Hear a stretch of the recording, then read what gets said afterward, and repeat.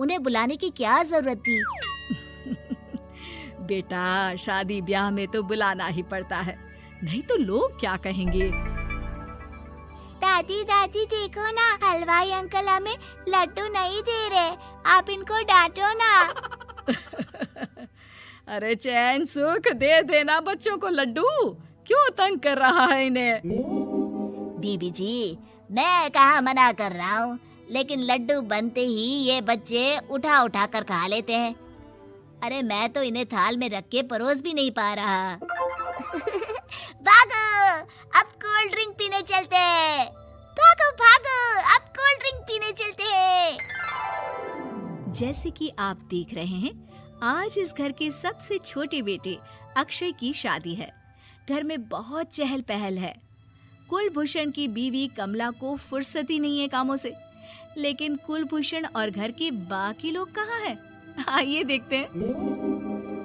अजी, आप यहाँ आराम से बैठकर गाने सुन रहे हो और घर में अभी तक इतने काम बचे हैं करने को। अरे भाई, मेरे सबसे छोटे बेटे की शादी है, इसके बाद तो मैं अब चिंता मुक्त हो ही जाऊंगा। और फिर घर में तुम हो, बेटे बहुएं हैं, तुम लोगों के होते हुए मैं क्यों काम करूं? मैं तो शान से बेटे की शादी में जाऊंगा तैयार होकर। अरे ठीक है, अब आप आराम ही कीजिए। एक बार अभिषेक की बीवी आ जाए, फिर मैं भी आराम करूंगी और मेरी चारों बहुएं पूरे घर की जिम्मेदारियां संभाल लेगी। इतना कहकर कमला वापस अपने काम में लग जाती है। बेटा भी, तू अब तक तैयार नहीं हुआ? किससे बात कर रहा है फोन पर? तैयार कैसे हूँ? सैलून जाने से तो आपने मना किया है, क्योंकि मुझे हल्दी लग चुकी है। भाभीयों को देखो, सुबह से पार्लर में है। अक्षय की शादी हो जाती है और नंदिता बहू बनकर घर आ जाती है, लेकिन इस घर की खुशियों को मानो किसी की नजर लग गई थी। नंदिता के आने के बाद आए दिन घर की शांति भंग होती रहती। अपने माँ बाप की इकलौती बेटी को इतने बड़े परिवार की जिम्मेदारियां कहाँ संभालनी थी? अभी देखो ना, मेरे हाथों की मेहंदी भी अभी नहीं उतरी है और तुम्हारी मम्मी ने मुझे घर के कामों में लगा दिया। मैंने सोचा था कि घर की सबसे छोटी बहू होने के कारण मुझे सब पलकों पर बिठा के रखेंगे, पर यहाँ तो पलक झपकने की भी फुर्सत नहीं मिलती। देखो नंदू, शादी के पहले ही मेरे घर वालों ने तुम्हें और तुम्हारे पेरेंट्स को बता दिया था कि मैं जॉइंट फैमिली में रहता हूँ, तो फिर अब ये शिकायत क्यों? और फिर तुमसे पहले मेरी भाभियाँ भी तो आई थी शादी करके, उन्होंने तो कभी कुछ नहीं कहा। नंदिता तब तो चुप हो जाती है, लेकिन ऐसा बहुत दिनों तक नहीं चलता।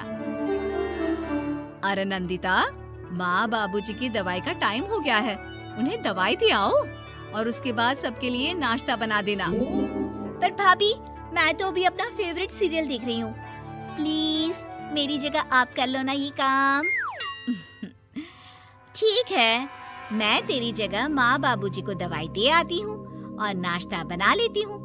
तू मेरी जगह पूरे घर की डस्टिंग करके 5 बच्चों को स्कूल के लिए तैयार करके भेज देना और दोपहर का खाना बनाने के बाद कपड़े धोकर सुखा देना। उसके बाद हम दोनों मिलकर बाजार जाकर सब्जी ले आएंगे, फिर डिनर की तैयारी कर लेंगे और उसके बाद बस भाभी, मैं माँ बाबूजी को दवाई देकर सबके लिए नाश्ता बना देती हूँ। हे भगवान, ये कहाँ लाकर फंसा दिया मुझे। मेरे घर में तो गिनती की 8 रोटियां और 2 सब्जी बनती थी और नाश्ता निपट जाता था। यहाँ तो रोटियों का ढेर और सब्जियां बड़े बड़े पतीलों में बनानी पड़ती है। नाश्ता बनते बनते लंच का टाइम हो जाता है और लंच बनते बनते डिनर का। अभी मुझ में तुम्हारे पूरे परिवार का नखरा उठाने की और ताकत नहीं बची। मैं ऐसे नहीं रह सकती। अरे तो क्या चाहती हो तुम? मुझे अलग रहना है बस। तो ठीक है, हम कल ही शिफ्ट हो जाएंगे किराए के घर में। इतना बड़ा घर होते हुए हम किराए पे क्यों रहेंगे? ना जी ना, घर में ही दीवार खड़ी करो अपने हिस्से के आगे। घर के साथ साथ घर की खुशियों में भी दीवार खींच जाती है। ऐसे ही कई महीने बीत जाते हैं और नंदिता माँ बन जाती है। बच्चे के आने से अभिषेक के कंधों पर खर्चों का बोझ आ पड़ता है। अभिषेक का बोझ कम करने के लिए नंदिता भी पार्ट टाइम जॉब कर लेती है, लेकिन इससे उसके सर पर नौकरी, घर और बच्चे की जिम्मेदारी बढ़ जाती है। नंदिता, ये क्या है? तुमने घर भी ठीक से साफ नहीं किया, ना ही मेरे कपड़े धुले हैं। चिंटू के बाल भी कटवाने जाना था, देखो उसके बाल कितने बढ़ गए हैं। अरे करती क्या हो पूरा दिन तुम? मैं करती क्या हूँ? तुम्हारा नाश्ता और लंच बनाने के बाद चिंटू को डे केयर सेंटर पर छोड़कर आती हूँ, फिर खुद ऑफिस जाती हूँ। पूरा दिन काम करके आने के बाद बिना आराम किए बाजार से सब्जियाँ लेकर आती हूँ, घर आकर खाना बनाती हूँ, चिंटू को देखती हूँ, और क्या करूँ मैं? तो किसने कहा था अपने सर पर इतने काम लेने को? मत जाओ ऑफिस। ऑफिस जाए बिना घर के खर्चे कहाँ से पूरे होंगे? चिंटू की डे केयर का खर्च, उसके लिए बेबी फूड का खर्च, प्रेस वाले का खर्च, ये सब तुम्हारी सैलरी से होता नहीं है। अगर परिवार से अलग नहीं होती तो इतनी मुसीबतें नहीं उठानी पड़ती तुम्हें परिवार के साथ मिलकर काम करने में दिक्कत थी, लेकिन काम तो अब भी बहुत है तुम्हारे सर पर। चिंटू को भी डे केयर भेजने की जरूरत नहीं पड़ती, उसको गोद में खिलाने के लिए दादा दादी और घर के सभी बड़े होते, उसके साथ खेलने के लिए उसके भाई बहन भी होते। मेरे तीनों बड़े भाइयों के बच्चे भी बड़े हुए हैं, लेकिन बिना महंगा बेबी फूड खाए, क्योंकि मेरी माँ और भाभियाँ बहुत अच्छे से जानती है कि बच्चे को क्या खिलाना चाहिए। बिजली के बिल जैसे खर्चे भी सब मिलकर बांट लेते थे, लेकिन तुम्हें तो सबसे अलग रहने में ही मजा आता है, तो अब शिकायत क्यों करती हो? बस करो अभिषेक, बस करो। मैं मानती हूँ कि मैं गलत थी, मेरे एक गलत फैसले ने हमें बिल्कुल अकेला कर दिया है सबसे। एक घर में होते हुए भी हम बाकी परिवार से अजनबियों की तरह रह रहे हैं। अभिषेक और नंदिता की सारी बातें घर के बाकी लोगों को सुनाई दे रही थी। तभी कमला बोल पड़ती है।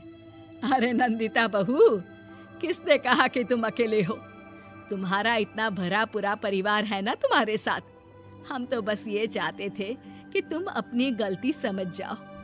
अगर हम तुम्हें समझाते तो शायद तुम ना समझती, लेकिन अपनी गलती का एहसास तुम्हें खुद हो गया है, तो अब तुम समझ चुकी हो परिवार में एक साथ रहने का मोल क्या होता है। मम्मी जी, मुझे माफ कर दीजिए, अब ऐसा दोबारा कभी नहीं होगा। अरे माफी बाद में, पहले मेरा पोता जरा मेरी गोद में तो दे, और तू जाकर सबके लिए चाय बना ला।